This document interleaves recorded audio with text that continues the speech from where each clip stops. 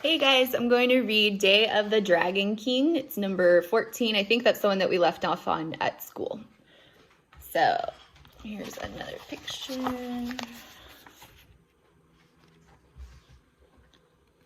And there's a picture of the treehouse in the prologue. All right. One summer day in Frog Creek, Pennsylvania, a mysterious treehouse appeared in the woods. 8-year-old Jack and his 7-year-old sister Annie climbed into the treehouse. They found that it was filled with books. Jack and Annie soon discovered that the treehouse was magic. It could take them to places in the books. All they had to do was point to a picture and wish to go there.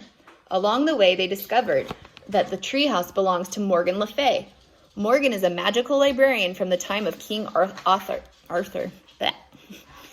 She travels through time and space, gathering books. In Magic Treehouse number 12, Polar Bears Past Bedtime, Jack and Annie solved the last of 4 ancient riddles and became master librarians. To help them in their future tasks, Morgan gave Jack and Annie secret library cards with the letters ML on them. Jack and Annie's first 4 missions as master librarians are to save stories from ancient libraries. When their first adventure ended, Magic Treehouse number 13, Vacation Under the Volcano, Morgan asked them to return to the treehouse in 2 weeks to go to China and save another story. Now, the 2 weeks are over. Day of the Dragon King, Chapter 1, The Bamboo Book. There's Jack and Annie. Annie peeked into Jack's room. Ready to go to China, she asked. Jack took a deep breath. Sure, he answered. Bring your secret library card, Annie said. I have mine in my pocket. Yep, said Jack. He opened his top dresser drawer and took out a thin wooden card. The letters ML on it shimmered in the light. Jack dropped the card into his backpack. Then he threw it in his notebook and his pencil, or threw in his notebook and a pencil. Let's go, said Annie. Jack pulled on his pack and followed her. What are we in for today, he wondered. Bye, Mom, said Annie as they passed their mom in the kitchen. Where are you going, she asked. China, said Annie. Great, said Mom. She winked at them. Have fun. Fun, thought... Is that nobody trusts them. Hang on. So Hey, buddy. I'm trying to record this. Okay.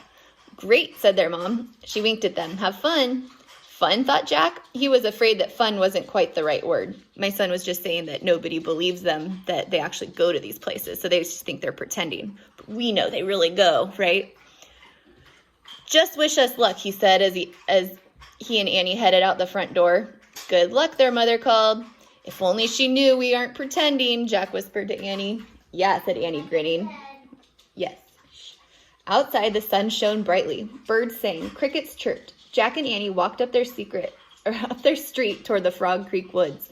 I wonder if the weather will be this nice in China, Annie said. I don't know. Remember Morgan said this would be a very scary adventure, said Jack. They're always scary, said Annie, but we always meet animals who help us, or people. True, said Jack. I bet we meet someone great today, said Annie.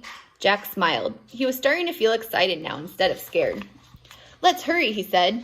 They ran into the Frog Creek woods. They slipped between the tall trees until they came to a huge oak.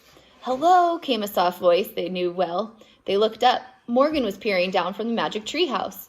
Ready for your next mission as master librarian, she asked. Yes, said Jack and Annie. They grabbed the rope ladder and started up. Are we going to China, asked Annie, when they had climbed into the treehouse. Indeed, said Morgan. You're going to ancient China. Here is the title of the story you must find. She held up a long, thin strip of wood. It looked like a ruler, except it had strange writing on it instead of numbers. Long ago, the Chinese discovered how to make paper. It was one of the world's most important discoveries, said Morgan. But you are going to a time earlier than that, to a time when books were written on bamboo strips like this one. Wow, said Annie, pointing to the figures on the bamboo. So this is Chinese writing? Can you see that? Oops, I think I'm holding it wrong. There you go.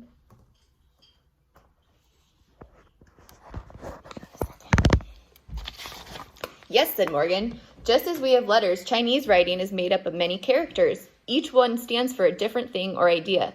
These characters are the title of an ancient Chinese legend. You must find the first writing of the legend before the Imperial Library is destroyed. Hurry, let's go, said Annie. Wait, we need our research book, said Jack. Yes, you do, said Morgan. From the folds of her robe, she pulled out a book.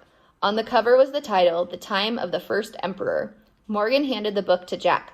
This research book will guide you, she said, but remember, in your darkest hour, only the old legend can save you. But we have to find it first, said Annie. Exactly, said Morgan. She handed Jack the bamboo strip, and he slipped it into his pack.